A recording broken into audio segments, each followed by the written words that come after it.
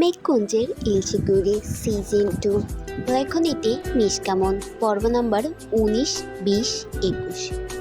অনুভব ভোরবেলা বের হয়েছিল একটু হাঁটতে। এখন হালকা হালকা শীত পড়তে শুরু করেছে, ঠান্ডা ঠান্ডা লাগছে। তাই গরম গরম এক কাপ চায়ের নেশা জাগতেই টং দোকানে ঢুকে পড়ল। দোকানদার একটু তাড়া দিয়েই বলল, চাচা গরম গরম এক কাপ চা দিন তো, চিনি কম দিয়ে। আচ্ছা বাজান, বসো।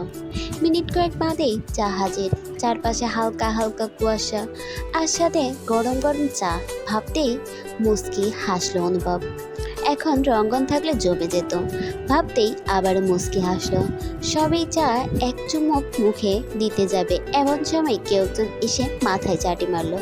সঙ্গে সঙ্গে গরম চা একটুখানি সরে এসে পড়লো। এমন কাজ কার বুঝতে অনুভবের 15 সেকেন্ডও লাগলো না। মাথা ঘুরিয়ে বলে উঠল, রঙ্গনের বাচ্চা রঙ্গন, তুই মানুষ হবি কবে? রঙ্গন মাথায় চাটি মেরে দাঁত কেলিয়ে হাসছিল, কিন্তু এই কথায় হাসি বন্ধ হয়ে গেল। হুট করে মুখটা গোমড়া করে বলল, বেটি ডাকে রায়ানের বাচ্চা রায়ান আর বাপ ডাকে রঙ্গনের বাচ্চা রঙ্গন। তোদের আসলে সমস্যা কোথায় বলতো? সমস্যা আরেক নাম তুই আর তোর ছেলে। রেসপেক্ট দিয়ে কথা বল, এখন সে তোর জামাই আর আমি তোর বিয়াই। অনুভব ভ্রু কুঁচকালো, বলল, আমার জামাই মানে? আমার জামাই মানে তোর জামাই। এবার অনুভব তার মাথায় একটু টুকা মেরে বলল, শালা বল মেয়ে জামাই। ও একই কথা। যাই হোক, এখানে কি করছিস সকাল সকাল? বাসায় গিয়ে শুনলাম নাই, তাই খুঁজতে খুঁজতে চলে এলাম এখানে। ভালো করেছিস, চল বসি। আরেক কাপ চা দিতে বলে দুজনেই বসলো। রঙ্গন কোনো ভনিতা ছাড়াই প্রশ্ন করলো, আশিকা কোথায় আছে জানিস? কোথায় আছে জানি না, কিন্তু ভালো আছে বলে মন মরা হয়ে বসলো। রঙ্গন তার মুড ঠিক করতে বলল, দোস্ত চল চায়ের প্রতিযোগিতা করি, কে কয় কাপ খেতে পারে। সমস্যা নেই, বিলটা তুইই দিস। অনুভব একটু ভ্রু কুঁচকে চেয়ে হেসে ফেলল। তার বলার ধারণ এমন ছিল যেন বিলটা সেই দিবে। অনুভবের হাসি দেখে রঙ্গনও হাসলো। দূর থেকে কেউ একজন এই দৃশ্য ক্যামেরা বন্দি করলো। তুমি না ডাকলে আসবো না, কাছে না এসে ভালোবাসবো না। দূরত্ব কি ভালোবাসা বাড়ায়, নাকি চলে যাওয়ার বাহানা বানায়? দূরের আকাশ নীল থেকে লাল, গল্পটা পুরনো। ডুবে ডুবে ভালোবাসি, তুমি না বাসলেও আমি বাসি। রায়ান সারাদিন পরে কাজ শেষ করে এসে দেখে আরশি গাল ফুলিয়ে বসে আছে। ফ্রেশ ট্রেশ হওয়া বাদ দিয়ে আগে গিটার নিয়ে বসেছে, গান গাচ্ছে আর একটু পরপর আরশির দিকে আর চোখে তাকাচ্ছে। গান শেষ হওয়ার পরেও যখন আরশি কাছে এলো না, নিজেই গিয়ে আগে কথা বলল, কি হয়েছে মিসেস সাহেবা? আরশি নাক টানছে আর মুখে কিছু বলছে না। রায়ান তাকে সময় দিল, খানিক চুপ থেকে নিজে থেকেই বলল, কতদিন আশিকাকে দেখিনি, ওর কি আমার কথা মনে পড়ে না একবারও? ও কিভাবে এতদিন আমাদের ছেড়ে দূরে আছে?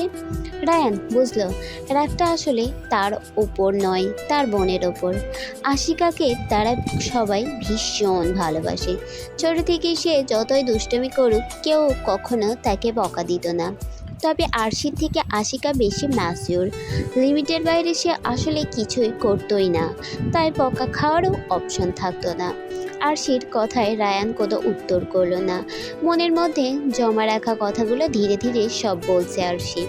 রায়ান মনোযোগ সহকারে তা শুনছে আর তার হ্যাঁতে হ্যাঁ, নাতে না মিলাচ্ছে। কারণ এখন কিছু বলতে গেলে আরশি তার ওপরও রেগে যাবে। কথা বলতে বলতে হাঁপিয়ে যাওয়ার পরেই থামলো আরশি।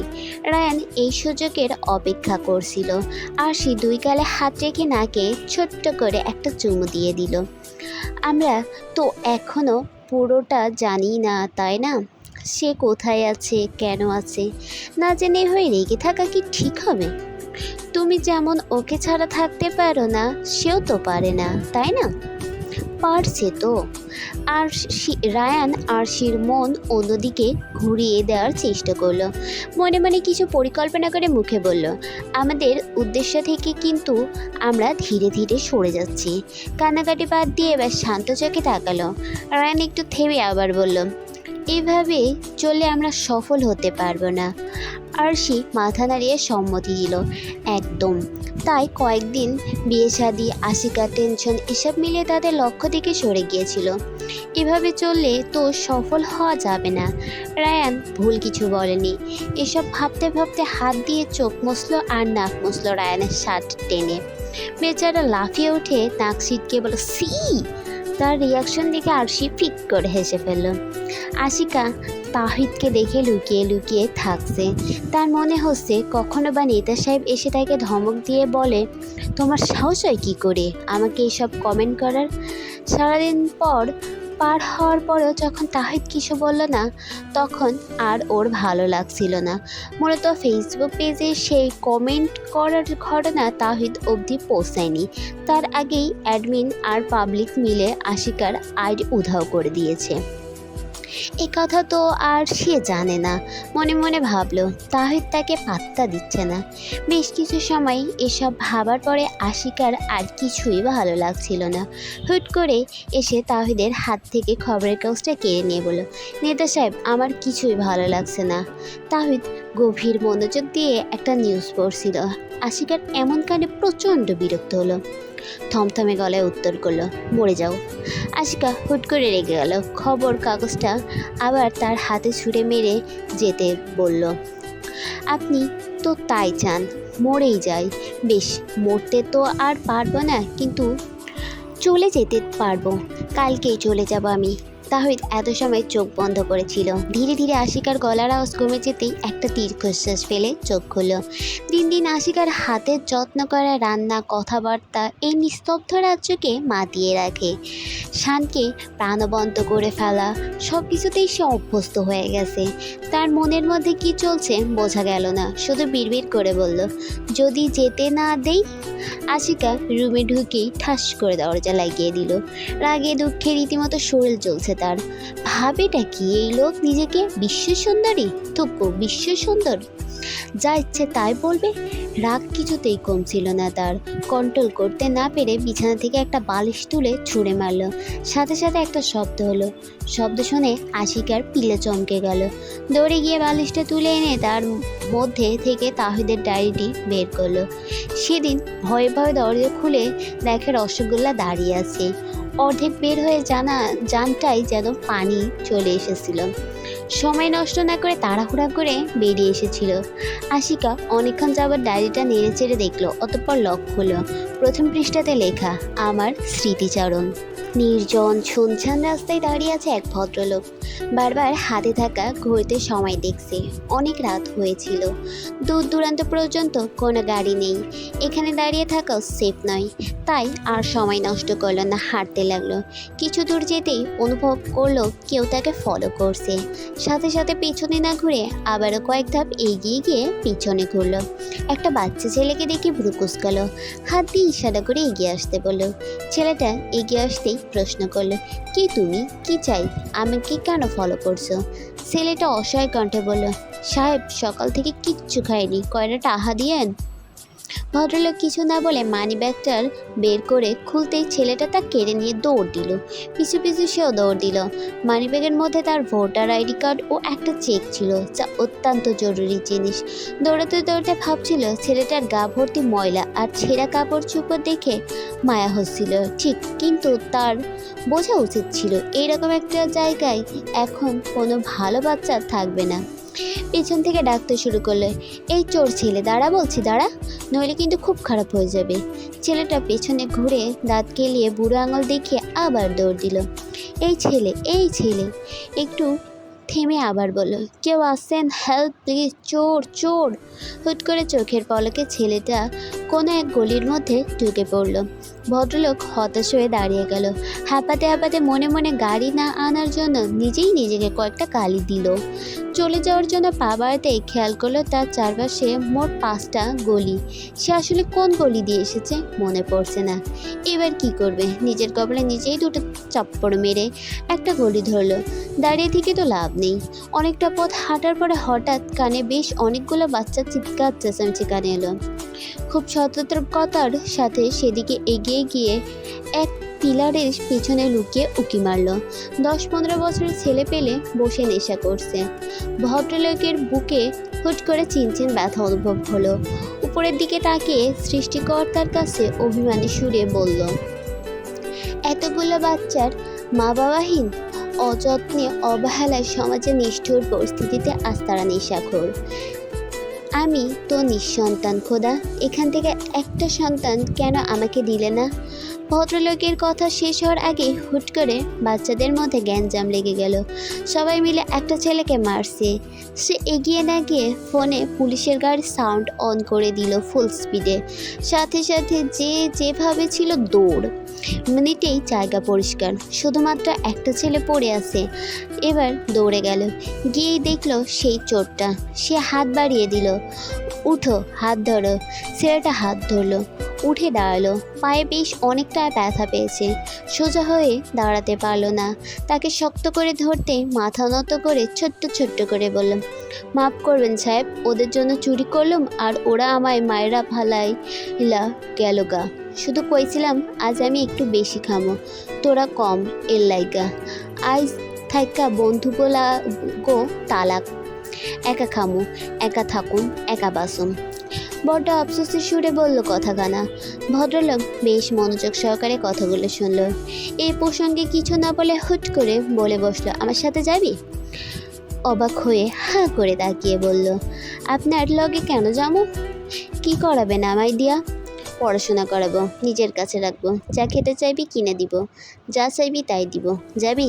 ছেলেটা সন্দেহের চোখে তাকিয়ে প্রশ্ন করলো, বিনিময়ে কী নিবেন?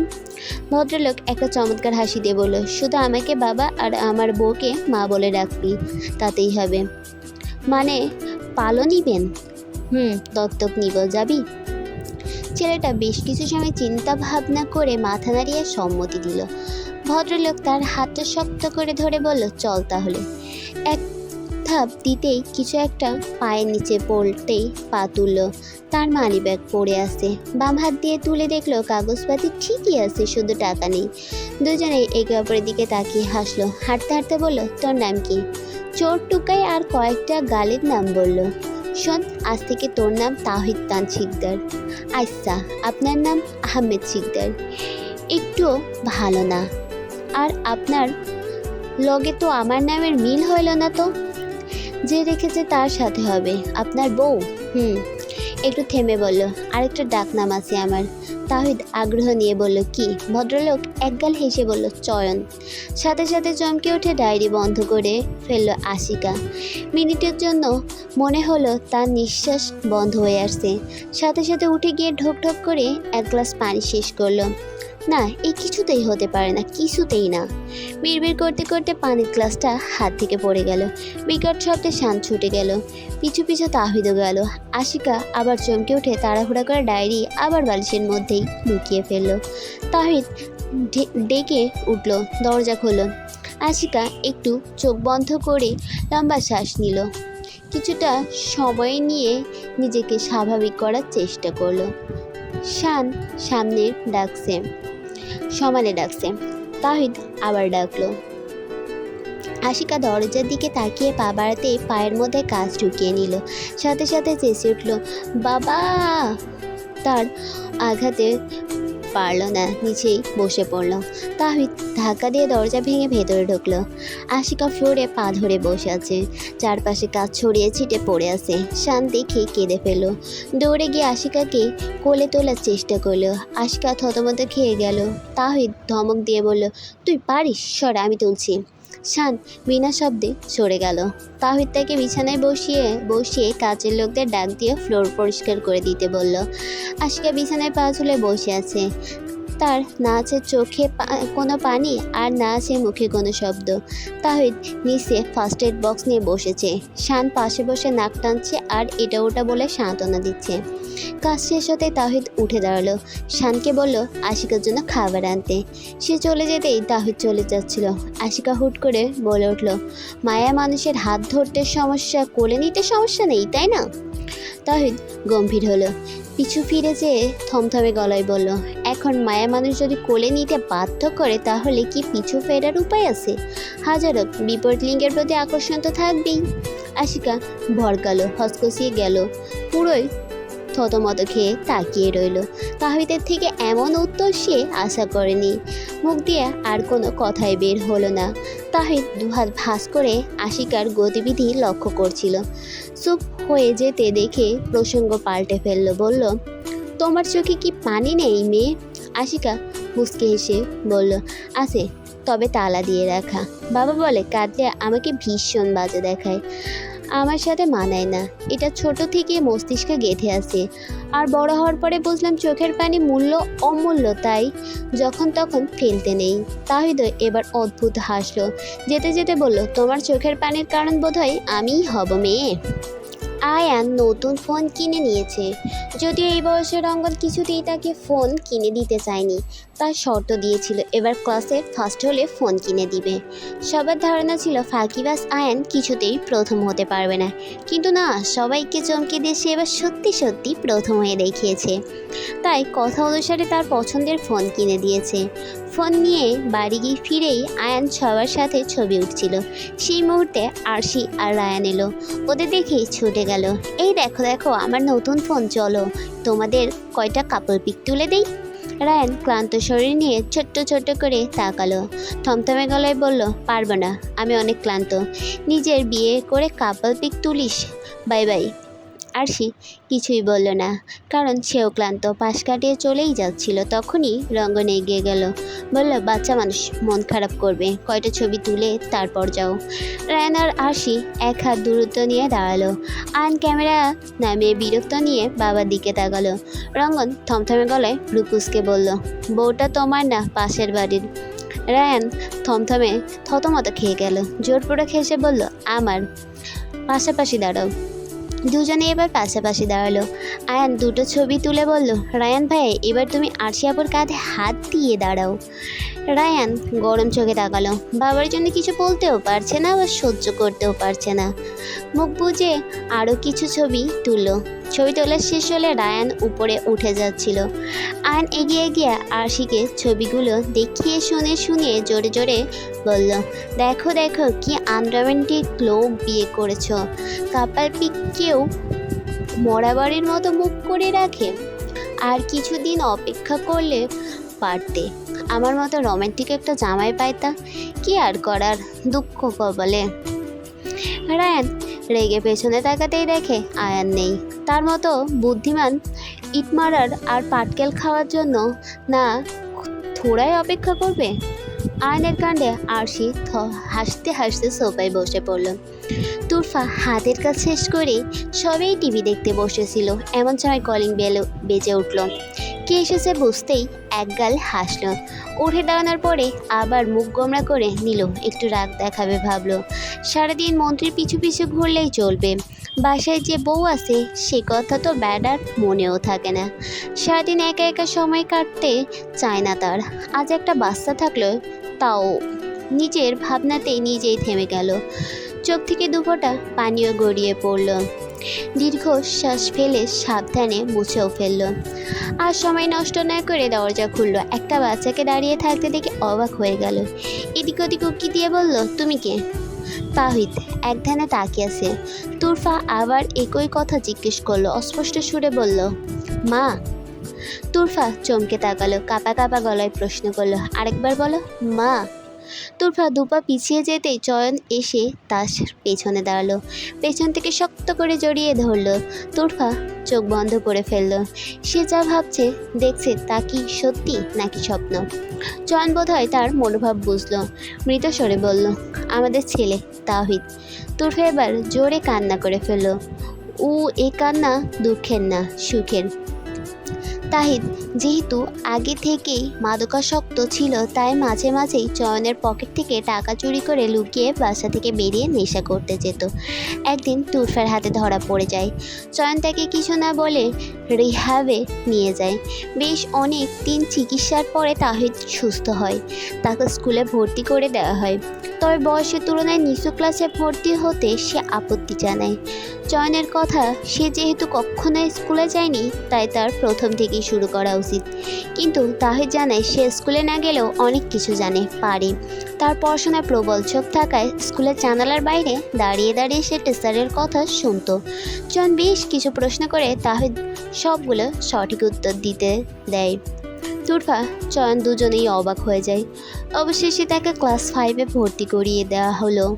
তাহিদের সাথে এখনও দেখা হয়নি অনুভবের, তাই আজ বাড়ি বাড়ি ফেরার পথে চয়নকে বলল, "কি রে বেটা, বাবা হয়ে গেলি, ছেলেকে তো দেখাইলি না?"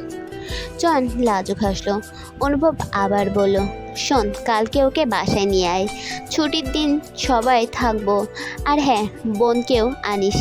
চয়ন মাথা নাড়িয়ে সম্মতি দিল।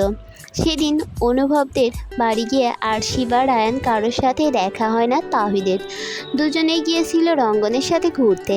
খেলার সাথে না পেয়ে তাহিদ কিছুটা মন খারাপ করলেও প্রকাশ করলো না। চয়ন তাকে আনার আগে বারবার বলছিল আজ তার দুটো বন্ধু হবে, অথচ সে আসবে জেনেও তারা চলে গেল। কথাটা ভাবতেই তাহিদ খানিক রাগ হলো।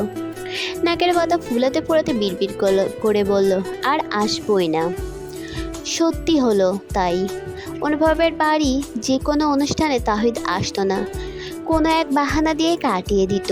এর মধ্যে অনুভব রায়ান আরশিকে নিয়ে তাদের বাড়ি দুদিন গেলেও সে বাসায় ছিল না। তাহিদ সেবার ক্লাস 9-এ গাড়ি করে স্কুলে যাচ্ছিল। হঠাৎ মাঝ রাস্তায় দুটো ছেলে মেয়েকে লিফট চাইতে দেখে গাড়ি থামাতে বলে। তাদের চিনতে তাহিদের খুব বেশি সময় লাগলো না। আরশি আর রায়ান। চয়নের ফোনে অনেক ছবি দেখেছে সে, তাকে না চিনলেও সে ঠিকই চিনে। আরশি আর রায়ান হসপিটালে আশিকাকে দেখতে যাওয়ার জন্য গাড়ি খুঁজছিল। অর্থাৎ আশিকার জন্মদিনের দিনই প্রথম তিনজনে দেখা হয়। তাহিদ ইন্ট্রোভার্ট স্বভাবের, কথা খুব কম বলে, প্রয়োজনের বাইরে কারোর সাথে তো একদমই না। তার যত কথা সব বাবা মায়ের সাথে, কিন্তু সেদিন ছাড় রাস্তা আরশির সাথে বকবক করতে করতে পার করেছে। রায়ান কয়েকবার ধমক দিল, আরশি কি তাকে ভয় পায় নাকি? পাত্তাও দিল না। বিরক্ত হয়ে রায়ান থেমে গেল। আরশির কথায় মূল বিষয় বস্তু ছিল তার বোন আসছে, তাকে নিয়ে কি করবে, কোথায় যাবে, কিভাবে রাখবে, সব বলছিল। তাহিদ শুনছিল আর তাল মিলাচ্ছিল, আর মনে মনে ভাবছিল, বাবা ঠিকই বলে, আরশি এত মিষ্টি একটা বাচ্চা, যার সাথে কথা না বলে তুই থাকতেই পারবি না। গন্তব্যে পৌঁছাতেই আরশি গাড়ি থেকে নেমে তার ছোট্ট ব্যাগ থেকে 20 টাকা বের করে তাহিদের হাতে ধরিয়ে দিয়ে বলল, "এই নাও তোমার ভাড়া।" তার কাণ্ডে তাহিদ হাসে, কিছু একটা ভেবে বলে, "কিন্তু আমার গাড়ি ভাড়া তো আরও বেশি।" আর সে একটু ভাবুক দৃষ্টিতে চেয়ে থেকে গালে আঙুল দিয়ে কিছু একটা ভাবলো।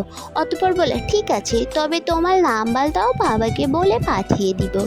তাহিদকে এখনও পর্যন্ত ফোন দেয়নি চয়ন। যেহেতু তার তেমন বন্ধু বান্ধব নেই, তাই প্রয়োজনও পড়ে না। নাম্বার চাইতে সে চয়নের নাম্বার লিখে দিল। আরশি নাম্বার নিয়ে বাই বাই বলে চলে গেল। রায়ান বিরক্ত হলেও তাহিদকে জোরপূর্বক একটা হাসি দিয়ে ধন্যবাদ জানালো। অতঃপর নিজেও বিদায় নিল।